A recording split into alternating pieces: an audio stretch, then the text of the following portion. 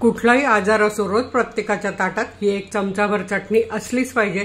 जवस कढीपत्त्यापासून खूप टेस्टी अशी चटणी आपण बनवलेली आहे। लोखंडी कढईत सगळं भाजून मस्त ह्या दगडी खलबत्त्यात कुटून घेतलेली आहे। एक थेंबही तेलाचा वापर न करता ही चटणी बनवलेली आहे आणि प्रत्येकाने ही रोज एक चमचा नक्की खा, बघा तुम्हाला किती फरक पडेल। तर नमस्कार, मी अनिता केदार रेसिपीज मराठीमध्ये तुमचं मनापासून स्वागत आहे। तर चला आज आपण बघूया कढीपत्ता जवसची मस्त खलबत्त्यात कुटलेली चटणी। आज आपण मस्त हेल्दी आणि टेस्टी कढीपत्ता हा बघा, कढीपत्ता मी स्वच्छ धुवून घेतला आणि ह्या कपड्यात असा सुकवून घेतलेला आहे। बघा, एक थेंबही आपण तेलाचा वापर न करता ही चटणी बनवणार आहोत। कढीपत्ता 1 वाटी घेतलेला आहे, तर पाऊण वाटी आपण हे जवस घेतलेले आहे, ज्याला आळशी पण म्हणतात। शेंगदाणे भाजलेले घेतलेले आहेत। हे बघा, खरपूसाचे आता सगळ्यांना भाजता येतात असे साल निघणारे शेंगदाणे पाऊण वाटी घेतलेले आहेत। पाऊण वाटी तीळ घेतलेले आहेत। आपण आवडीप्रमाणे कमी जास्त करू शकतो। अर्धी वाटी लसूण घेतलेला आहे, 2 चमचे जिरा घेतलेला आहे, 2 चमचे काश्मीरी आणि बेडगी मिरची पावडर मसाला घेतलेला आहे आणि मीठ घेतलेलं आहे। आता आपण हे सर्व जिन्नस आधी भाजून घेऊया। फक्त आपण शेंगदाणे भाजले आणि मस्त खलबत्त्यात अशी चटणी बनवणार आहोत। आता इथे आपण आधी हे जवस घालूया आणि चटचट आवाज येईपर्यंत मीडियम गॅसवर असे भाजून घेऊया। 1-2 मिनिटं लागतील। ते बघा कसं चटचट आवाज यायला सुरुवात झालेली आहे। असे झाले की गॅस बारीक करायचा आणि यातच आपल्याला लगेच हे जिरा पण घालून घ्यायचं आहे आणि अर्धा मिनिट असं भाजून घ्यायचं आहे। अर्धा मिनिट झालाय, छान भाजून झालंय। आता आपण हे काढून घेऊया।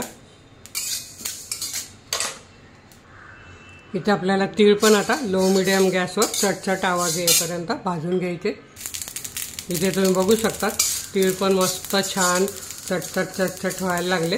अगदी 1 मिनिट फक्त लागलेलं आहे। आता हे आपण काढून घेऊया। आता आपण हा कढीपत्ता जो सुकवून घेतला तो पण आपण असाच भाजून घेऊया, साधारण अर्धा मिनिट। अर्धा मिनिट कढीपत्ता आपला भाजून झालेला आहे। आपल्याला काळा करायचा नाहीये, त्याचा रंग असाच हिरवा झाला पाहिजे, राहिला पाहिजे। आता आपण हा काढून घेऊया। छान असा चटका लागेल असं गरम झालेला आहे, चटका लागतोय त्याचा, एवढाच गरम करायचा आहे।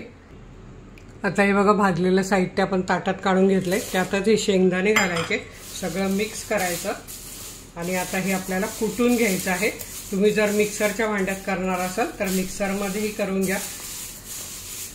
तर आता आपण हे कुटून घेऊया आणि रोजच्या जेवणात प्रत्येकाला ही चटणी खायला पाहिजे, खूप हेल्दी आहे।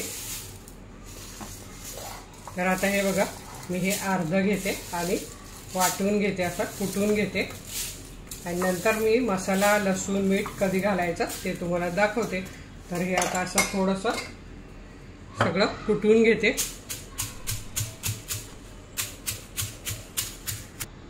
इथे हे असं आपण जेव्हा कुटतो तेव्हा त्यातून जे शेंगदाण्याचं तिळाचं जवसचं जे तेल येतं त्यामुळे चटणीची चव खूप छान लागते, म्हणून आपण याच्यात तेलाचा वापर केलेला नाहीये। तर हे बघा, साधारण हे आता हे वाटत आलेलं आहे, कारण नंतर आपण लसूण आणि मीठ मिरची हे तिन्ही आपल्याला घालायचे। तर हे बघा, हे मी काढून घेते आणि बाकीचं हे उरलेलं आहे हे सगळं मी याच्यात कुटून घेते। आता इथे आपलं हे अर्धवट कुटून झालेलं आहे। आता आपण यात मिरची पावडर, मीठ घालूया 1 चमचावर आणि लसूण घालूया आणि आता हे सगळं मिक्स करायचं आणि पुन्हा कुटून घ्यायचं आहे। तर पुन्हा हे अर्धा मी कुटून घेते, म्हणजे लसूण छान बारीक होईल। तर आता हे मी 2 वेळा कुटून घेते आणि मग तुम्हाला दाखवते। आणि तुम्हाला आणखी कोणत्या कोणत्या रेसिपी माझ्या बघायला आवडतील कमेंटमध्ये नक्की सांगा, मी त्या तुम्हाला नक्की दाखवेन। तर असे हेल्दी रेसिपीज नक्की तुम्ही घरी पण बनवून खात जा।